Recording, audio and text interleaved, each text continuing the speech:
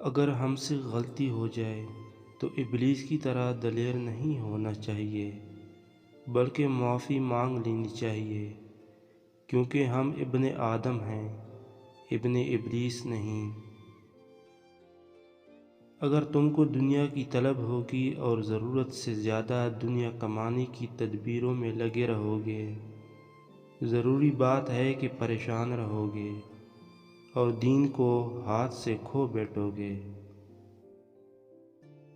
دنیا کی محبت کا علاج صرف یہ ہے کہ تم تنہائی میں بیٹھ کر سوچا کرو کہ آخر دنیا کی جانب مجھ کو اس قدر توجہ اور آخرت سے روگردانی کیوں ہے۔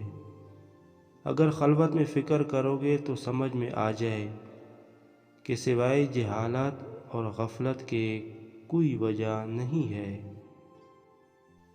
اگر تم نفس کے پابند ہوگے اور خواہشات و تعلقات میں جکڑ گئے ہو تو یاد رکھو کہ ہر قسم کی ذلت و رسوائی تمہیں اٹھانی پڑے گی۔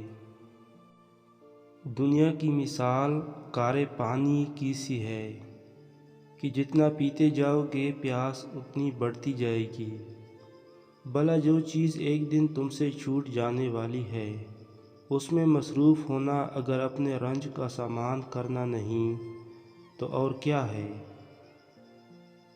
سب انسان مردہ ہیں، زندہ وہ ہیں جو علم والے ہیں۔ سب علم والے سوئے ہوئے ہیں، بیدار وہ ہیں جو عمل والے ہیں۔ تمام عمل والے گھاٹے میں ہیں، فائدے میں وہ ہیں جو اخلاص والے ہیں۔ سب اخلاص والے خطرے میں ہیں، کامیاب وہ ہیں جو تکبر سے پاک ہیں۔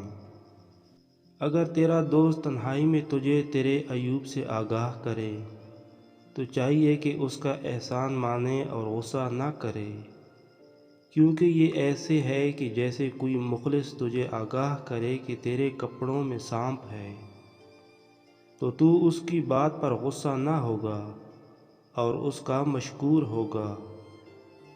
ایک جگہ ایسی ہے جو شہوت کی آگ کو تیز کر دیتی ہے، اور وہ ہے ایسی سماع یا مجلس جہاں مردوں کے ساتھ عورتیں بھی موجود ہوں اور حاضرین مجلس جوان اور اہل غفلت ہوں، اور ایسی مجلس حرام ہے۔ دنیا کی مثال سام کی سی ہے کہ چونے میں نہایت نرم ہے مگر منہ میں قاتل و مہلک زہر لیے ہوئے ہے۔